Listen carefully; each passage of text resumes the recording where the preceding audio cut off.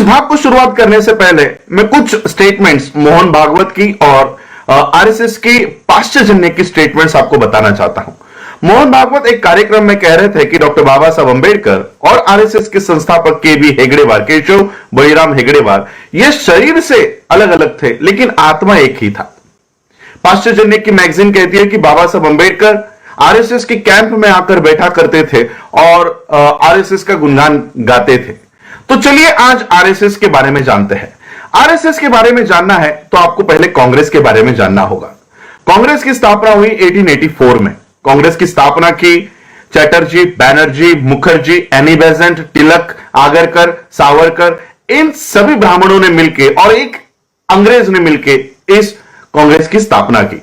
यह कांग्रेस उस समय सिर्फ ब्राह्मणों का संगठन हुआ करता था, इसलिए इसको बहुजनों का फेस देने के लिए सबसे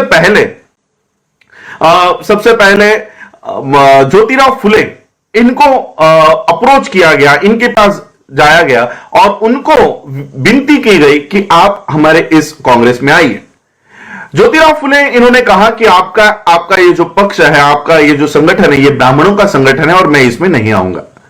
इसके बाद छत्रपति शाहू महाराज जी को कांग्रेस में लाने की बहुत तैयारी इन लोगों ने की।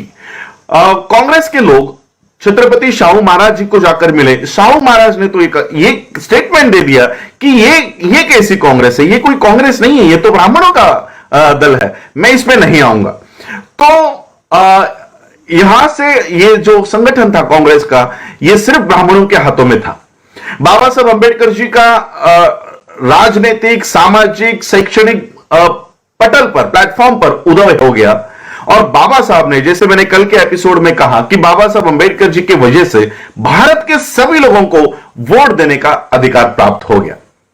अब जब वोट देने का अधिकार मिला तब कांग्रेस नहीं चाहती थी कि भारत के सभी लोगों को वोट देने का अधिकार हो। इसका ज्वलंत उदाहरण मैं तिलक का देना चाहता हूं। जब छत्रपति शाहू महाराज जी ने 50% आरक्षण जब लागू किया तब तिलक ने सवाल लेकर कहा कि तेली, तंबोली और कुनभटों को संसद में जाके क्या हल चलाना है? इनको क्यों चाहिए रिजर्वेशन? इनको क्यों संसद में भेजना है? इन लोगों का काम है खेतों में हल चलाना, लोगों के जूते पॉलिश करना, लोगों के बागों में काम करना। इन लोगों को संसद में नहीं भेजना है। और सबसे पहला विरोध किया था कांग्रेस के तिलक ने। बाबा साहब ने इस देश के सभी लोगों को वोट का अधिकार दे दिया। SC, ST, OBC, minority, Muslims और सभी लोगों को वोट का अधिकार मिल गया। 3.5% ब्राह्मण अब ये भारत के लोगों के ऊपर राज नहीं कर सकता था। भारत का ब्राह्मण इनके ऊपर राज नहीं कर पाएगा, इसलिए 1884 में बनी हुई ये जो कांग्रेस थी, इसमें से कुछ लोगों को 1920 के बाद बाहर निकाल दिया गया। 1920 में ही बाबा साहब अंबेडकर जी ने इस देश को वोट का अधिकार दे दिया था।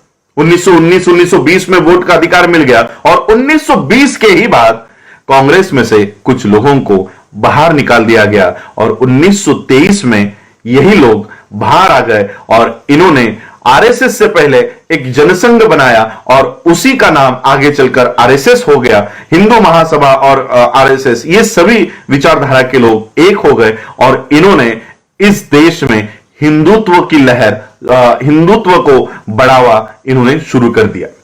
अब आरएसएस का कहना है कि बाबा साहब और आरएसएस एक ही विचारधारा के हैं। आरएसएस की विचारधारा है कि इस देश को हिंदू राष्ट्र बनाना। वहीं पर बाबा साहब 1935 में लाखों की सभा में कहते हैं कि मैं हिंदू धर्म में जन्म लिया, ये मेरे हाथ में नहीं था, लेकिन मैं हिंदू मरूंगा नहीं। अब आरएसएस के मोहन भागवत को जवाब देना होगा, जब बाबा साहब इस हिंदू धर्म को ही नष्ट करना चाहते थे, वो आरएसएस की हिंदुत्व का पुरस्कार कैसे कर सकते हैं? दूसरी बात, इस देश में जब आरएसएस की स्थापना हुई तब स्वातंत्र से यानी आजादी के काल से 5 बार आरएसएस इस देश में बैन थी। 5 बार इसको आतंकी संगठन के नाम से जाना गया था और आरएसएस का कहना था कि इस देश को हिंदू राष्ट्र बनाना है। वहीं पर बाबा साहब आपने 8वें राइटिंग एंड स्पीचेस के वॉल्यूम में लिखते हैं कि इस देश को अगर कोई हिंदू राष्ट्र बनाना चाहता है तो हर एक भारतीय ने इसका विरोध करना होगा, और जैसे ही ये देश अगर हिंदू राष्ट्र बनता है ये सबसे सबसे खाई में ये देश चला जाएगा, इसलिए हमको हिंदू राष्ट्र इस देश को बनाने से रोकना है। दूसरी तरफ मोहन भागवत जी इस देश में राम राज्य लाने की कोशिश करते हैं, राम राज्य लाने के लिए इस देश में काम कर रहे हैं, और वहीं पर डॉक्टर बाबा साहब अंबेडकर अपने दूसरी प्रतिज्ञा में कहते हैं कि मैं इस देश में राम को कभी भगवान नहीं मानूंगा और कभी उनकी पूजा नहीं करूंगा। अब मुझे बताओ मोहन जी, बाबा साहब आपके राम को ही इस देश से तड़ीपार कर देते हैं, वो बाबा साहब आपका राम राज्य कैसे ला सकते हैं? और कई सारी बातें हैं जहां पर बाबा साहब और आरएसएस की विचारधारा एक नहीं हो सकती, बल्कि मैं आप लोगों को यह बताना चाहता हूं कि आरएसएस की स्थापना ही बाबा साहब को रोकने के लिए कर दी गई थी। 1920 से ही बाबा साहब अंबेडकर जी ने अपनी खुद की एक सिक्योरिटी फोर्स बनाई थी, अपना सुरक्षा दल बनाया था, और उस सुरक्षा दल का नाम था समता सैनिक दल। इसके एस्टैब्लिशमेंट 1927 में हो गई थी, लेकिन उससे पहले ही बाबा साहब अंबेडकर जी ने इस सुरक्षा दल का निर्माण करना शुरू कर दिया था, और इसी सुरक्षा दल को देखते हुए आरएसएस का हेगड़ेवार कहा करता था कि देखो बाबा साहब अंबेडकर जी जैसा सुरक्षा दल हमको बनाना है, और बाबा साहब के समता सैनिक दल की ओर यह उंगली दिखाकर कहा करता था कि इस तरह का संगठन हमको तैयार करना है। बाबा साहब अंबेडकर जी इस देश में जो क्रांति, सामाजिक क्रांति ला रहे थे, उस क्रांति को रोकने के लिए आरएसएस की स्थापना हुई। यहां तक कि बाबा साहब ने जो संविधान इस देश को निर्माण करके दिया, दूसरे दिन 26 जनवरी 1950 के दूसरे ही दिन यानी 27 जनवरी को दिल्ली में आरएसएस ने संविधान की प्रतों को जलाया। यह आज 2 साल पहले नहीं हुआ, 2018 में यह घटना नहीं घटित हुई पहली बार, यह सबसे पहली बार घटित हुई 1950 में, दूसरे ही दिन आरएसएस ने भारत के संविधान को जलाया था। आज भी यह आरएसएस यूनाइटेड नेशंस के आतंकी संगठनों में एक प्रमुख संगठन है।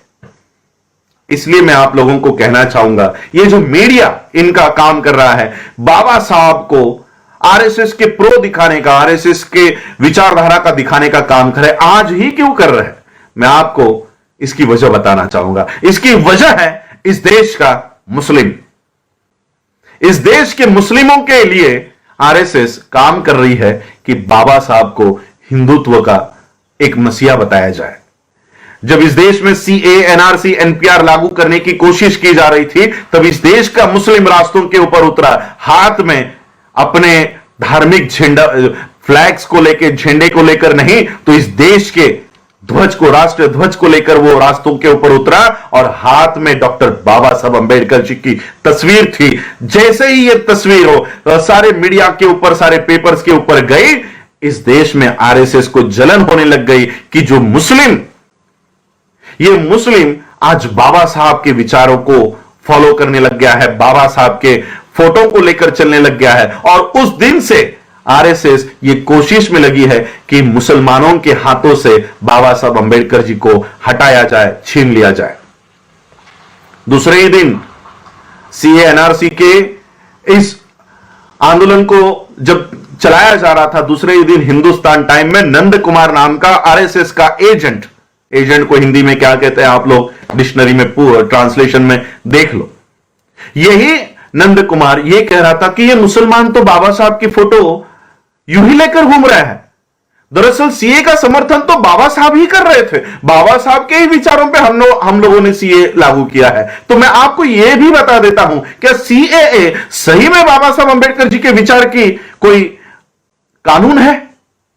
अगर बाबा साहब अंबेडकर जी के विचारों का कानून सीएए होता, तो बाबा साहब संविधान में आर्टिकल 14 में यह नहीं लिखते कि इस देश में न्याय देते समय किसी की जाति, किसी का धर्म नहीं देखा जाएगा, इस देश में धर्म निरपेक्षता होगी, किसी की जाति, किसी का धर्म देखकर इस देश में कानून नहीं बनाया जाएगा। और यह एक ही आर्टिकल इस देश में नहीं, पूरे विश्व में यह प्रचलित किया जा रहा है कि इस कानून के होते हुए, इस आर्टिकल के होते हुए सीएए ये भारत में लागू नहीं हो सकता। अब मुझे बताओ मोहन भागवत जी, आपके हिंदू राष्ट्र को इस देश में लागू करने की सबसे बड़ी समस्या है डॉक्टर बाबा साहब अंबेडकर। आज बाबा साहब अंबेडकर हमारे सामने जिंदा नहीं है, हमारे सामने जीवित नहीं है, लेकिन उनकी किताबों के माध्यम से बाबा साहब आज भी हमारे सामने है। दिक्कत यह है कि हम वो किताबों को नहीं पढ़ रहे हैं, वो आप पढ़ रहे हो, और इसलिए बाबा साहब की एक लाइन आगे लेकर आते हो और 4 लाइनें छुपा देते हो। और इसलिए मैं आप लोगों को, देश के लोगों को कहना चाहूंगा, इस देश में मोदी और अमित शाह को रोकने से कुछ नहीं होने वाला। इस देश में से अगर किसी को हटाना है तो वो आरएसएस को हटाना होगा। इसको हटाने के लिए आप सभी लोग पहल करें, यही मैं आज के इस एपिसोड में कहना चाहता हूं। आज आप लोगों ने मुझे सुना, उसके लिए आभार। जय भीम, जय भारत, जय बुद्ध।